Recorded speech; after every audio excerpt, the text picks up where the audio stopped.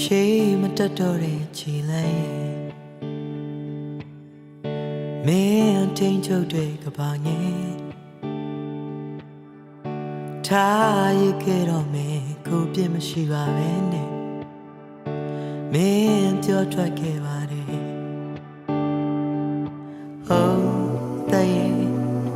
ကိုစိတ်မချလို့ပါကွာထွက်သွားဖို့အစီအစဉ်ကိုခဏလောက်နောက်ဆုံးလိုက်ပါလား